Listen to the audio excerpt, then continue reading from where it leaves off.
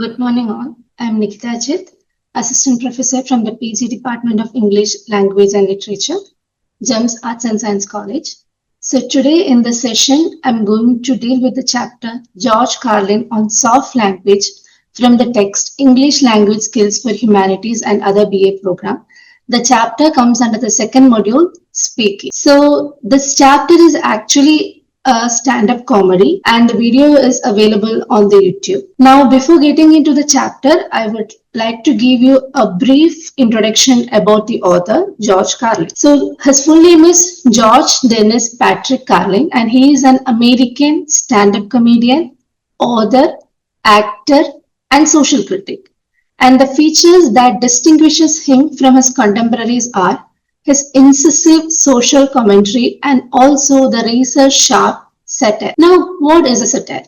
So, satire is basically the use of humor in order to point out the vices in human beings, society, or even the vices of a system. Like we do have people who criticizes the government, the religion, and many aspects of our social life. And if we're criticizing all these aspects through the lens of humor, then it comes under the genre satire. And here, George Carlin, he fearlessly tackled controversial subjects such as religion, politics, and social norms. And he also tried to reveal the absurdities and hypocrisies that we can find in our everyday life through the lens of humor. And he also made the audience think critically about the world that we are living in. So we can say that George Dennis Patrick Carlin, with no doubt, we can say that he is a seminal figure in both comedy and social critic. Now, next, again, before getting into the chapter, I like to give you a brief introduction about what exactly is a stand-up comedy, because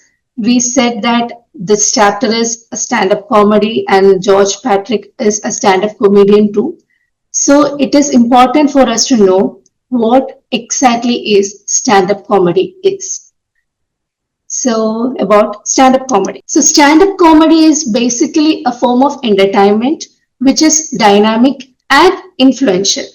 So here the comedian, they actually performs in front of a live audience. And what they do is they deliver a series of anecdotes. Anecdotes are those experiences that are taken from our real life. So they deliver a series of anecdotes, observation, and critique. And the features on which the stand-up comedy depends on are spontaneity and also the unique perspective of the comedian. And this particular form of entertainment, that is stand-up comedy, it mirrors the society, offering insights about the social norms, cultural norms, societal issues, and the experiences that are experienced by the individuals, and all these are done through humor. And the other very important aspect of stand-up comedy is they are meant to make audience think and smile simultaneously. So the audience should think about a particular topic that is being presented by the stand-up comedian, and at the same time they should laugh. So that is a key aspect of stand-up comedy. Now, the stand-up comedy, they features topics from our contemporary life, society, and socio-political scenarios. So, in conclusion, we can say that as a genre, stand-up comedy is known to satirize and tease and also to inspire thoughts from different perspectives. So now that we know what is stand-up comedy is, and we also got a small introduction or idea about the stand-up comedian George Carlin, we are going to get into the text, that is George Carlin on soft language. So as the name suggests, as the title suggests, we can say that the very important term, the key term of this text is soft language. The soft language is also known as euphemism. So if you want clear definition, it is there in the PPT. A mild or indirect word or expression used in place of a direct, harsh term signifying unpleasant truths or situation. It is usually used to soften the unpleasant situation. So this is the definition for soft language, which is also known as euphemism. So here what we are doing is we use certain language which kind of hide the reality, the harsh reality, the brutality of a particular situation by softening it or by erasing the unpleasant elements. Such languages are known as soft language, or the words and expressions are also called euphemism. So here in this stand-up comedy, George Carlin says that American language had changed over time, making it bland and less human. So soft language is known to be bland and less human because it lacks the emotion. Whether the emotion is positive or negative, let it be anything, but it lacks. That's why soft language is considered to be bland and less human. He also expresses hatred towards euphemism because they conceal the reality. He says that American language is now filled with euphemism, and he also adds that Americans might have some problems with the truth and reality, and that's why they are using this euphemism abundantly. He also remarks that Americans invented the soft language to protect them from harsh reality.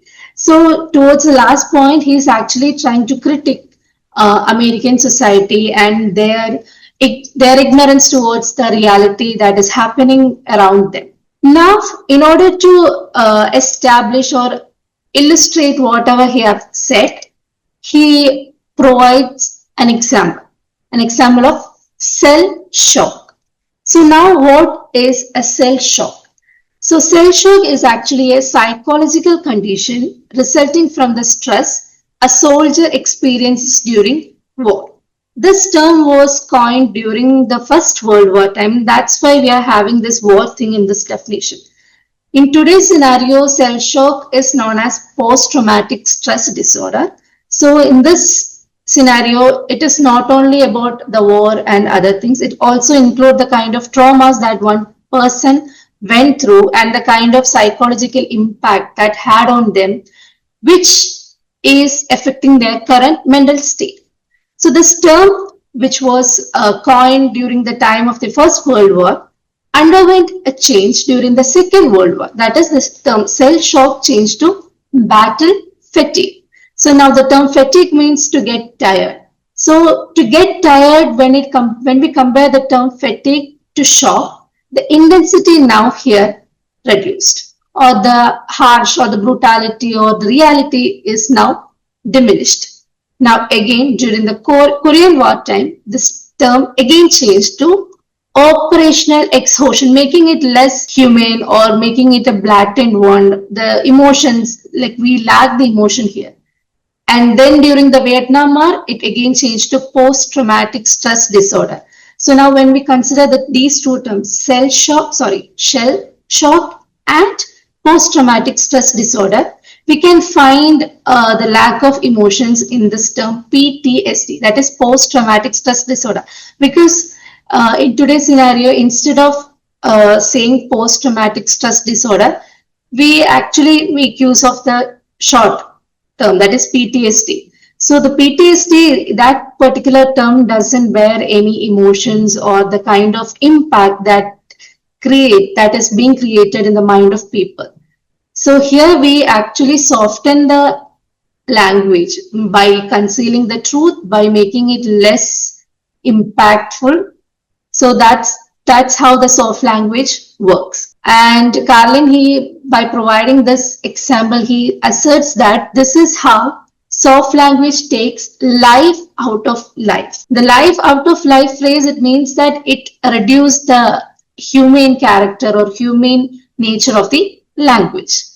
And other than the shell shock, he gave other hilarious examples, such as instead of saying the term toilet paper, we use bathroom tissues now. Instead of sneakers, we use running shoes. And instead of the term false teeth, we use dental appliance. So here what we can find is the reality or the kind of impact they create is diminished. Like for instance, we can take the false teeth. So false teeth, it actually points that the teeth is having some problem. It should undergo certain repairment.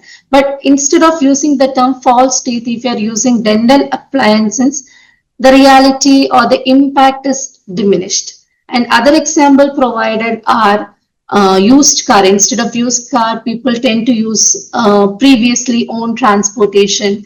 And the other important and the funniest thing is, instead of saying die, we use pass away. So all this actually reduces the emotions, the essence of the reality. Then another instance, like another example that he provides is when people are fired from job, instead of saying that he or she is fired, it is called as a management strategy to reduce expenses in the HR department.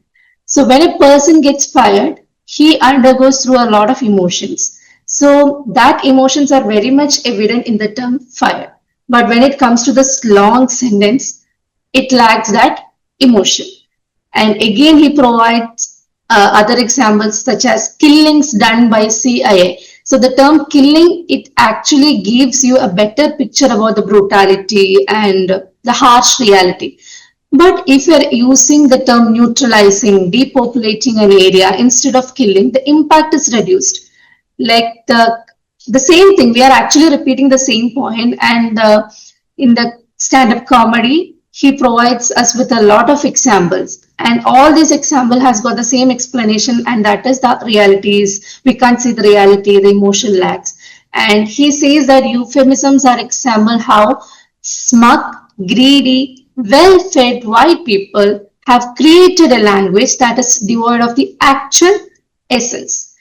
And other example he used is 90 years old. So getting old is a very natural thing, but people do have a problem with that also. And that's why instead of saying 19 years old, they used to say, like people have this tendency to say that 19 years young. So he ends his stand-up comedy by humorously remarking that people no longer die but pass away. So through this stand-up comedy, he exposes the fallacy of soft language. Now, if you're making a small, brief analysis of the stand-up comedy, we can say that Carlin here he make use of his talent as a good speaker in presenting to his audience, and also his use of humor and simple language helps him to connect with the audience. And also when you once you watch the video, you can understand that his body language and also the facial expression helps him a lot to get connected with the audience, like it kind of engaged the audience till the last. So this video is a perfect representation of how an effective speaking skill can create an impact in the audience. So that's all about this chapter. I hope you find it helpful and comprehensive. Thank you.